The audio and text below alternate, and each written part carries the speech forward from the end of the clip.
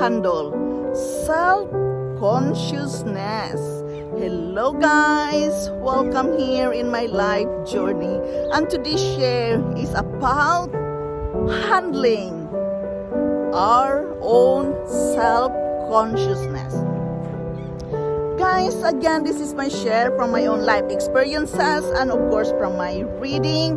To develop our own life, guys, we have to read, we have to study, we have to be aware what is going on with our life. Self-consciousness, many times we are so conscious of ourselves. We don't like it.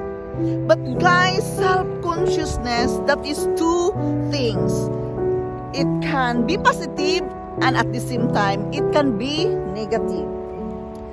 Yes, it can be positive because it can help us build our better self, build the best person who we are.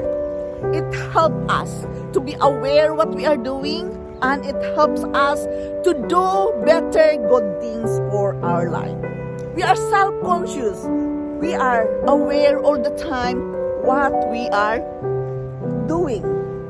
And we can notice right away with our mistakes and correct our mistakes.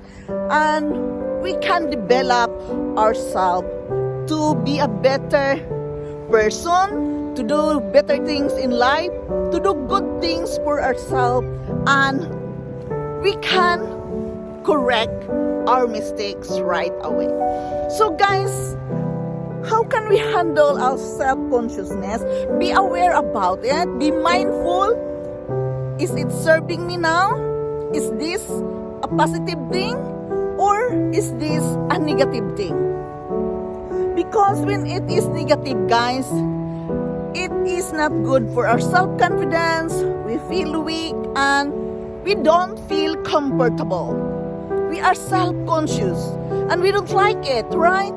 But guys, really, if you know yourself and you know who you really are, you know what are the good things you are good at, it really helps you guys to understand your self-consciousness, and it becomes easier for you to handle that certain thing, that certain moment, what is happening in your life. How to handle our self-consciousness, guys? For me, in my own experience, it's better for me to be in silent, go to a silent place, or at work, I even go to the toilet and have a time for myself and just be with your own self. And to handle it, try to close your eyes and meditate what is going on at that certain present moment. You must be aware at the present. What is happening? Why you are so self-conscious at this very moment? Feel, is it serving you or not? Because if it is serving you, it is so a positive feeling that you are aware about it and you are doing good for yourself. If it is not serving you, then you feel insecure. You don't like it. It's uncomfortable. And, it's difficult. Probably you are anxious. So guys, how can we really handle our self-consciousness? I always advise you guys, the meditation, the prayer always helps me. And if you could just try to close your eyes and have a moment with yourself alone, then it helps you to recover when you are not feeling good because of your self-consciousness. Because it really bothers us, guys. But guys, really, if you have the full trust in yourself, you have this confidence in yourself, you are confident enough, right? It really helps you to understand why you are self-conscious now. Why? Then you can do something with that, with yourself. So therefore, guys, to handle our self-consciousness, we must build self-trust. It's about trusting ourselves, trusting our inner self. You know who you really are, right? So you trust yourself You do the best you can. Be confident about it. Whatsoever the result of that certain moment you are doing, embrace it and say to yourself, I've done my best. I've done good enough. This is good. So you have to, give a clap on your shoulder that you are doing good. It's about self-trust. You trust yourself. You're doing the best you can at the certain moment. Of course, everybody can make mistake. Don't be so self-conscious of our mistakes, guys, because you can learn from that. But that moment of silent, guys, to be with yourself, to be with your own thoughts, it really helps you to understand that certain moment, what is going on with your life. So, we must build self-trust. Nobody can trust you in your own self except you, guys. You are the one who can truly trust you within yourself, because you know yourself, you know who you really are, and you have to accept and embrace who you really are. So guys, we must handle our self-consciousness very well when we are so confident with ourselves. And to think all these things about confidence, remember right away, you love yourself, right? Yes, you love yourself.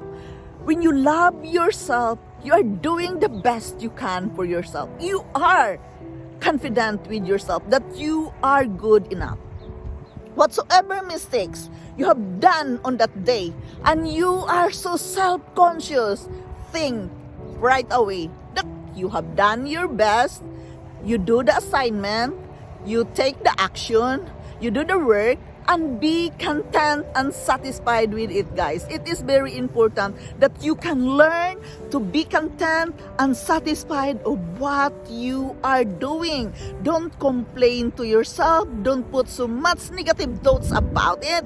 My point is, you are feeling good with yourself, and you have to create that.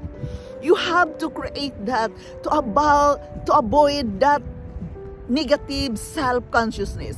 Because as what I told you, self-consciousness can be positive and can be negative as well. If you think so more negative about it, then it affects you as well. But if you can think that self-consciousness, choosing it a positive thing that helps you to move forward to the next level of your life, it really helps you guys to do the right thing. And you have to feel the confidence that you have done good enough.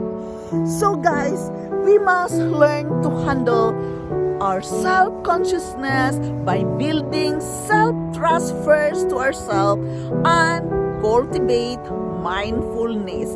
This is very important, guys, to cultivate mindfulness, because everything comes from our mind. Everything's created from our mind. So we have to cultivate that mindfulness. Be aware and embrace who you really are. Embrace that certain moment. We maybe do not like it. We are so conscious.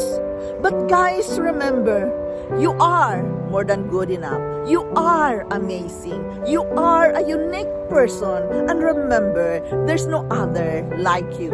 So guys, when you can say that to your mind, thinking that you are more than good enough, the self-confidence, you know how to handle self-consciousness. So being self-conscious, it's not just negative.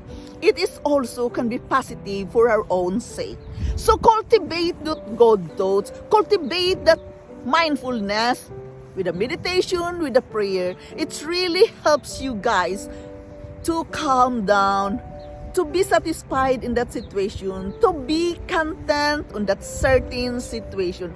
Even it is hard, even it is difficult, even you feel embarrassed. Guys, to handle our self-consciousness, you have to take away the guilt. You have to take away the embarrassment, the shyness. No, there's nothing to be embarrassed of. There's nothing to be shy of. And take away the guilt. You must just think of yourself that you done good enough for yourself, good for others, and most of all, you feel satisfied and confident who you really are. So guys, this is my share with you that to handle our self-consciousness, we must build self-trust and cultivate mindfulness. This is a constant practice, guys. We have to do with ourselves to accept who we really are. Cultivating mindfulness, it's about embracing who you really are, trusting who you are, and believing that you are doing good things for your life. Again, this is Yundel. Thank you so much for listening. Thank you so much for dropping here in my channel daily. I am forever grateful to each and every one of you supporting me here in my life journey. Thank you so much, guys. I love you all, and bye-bye.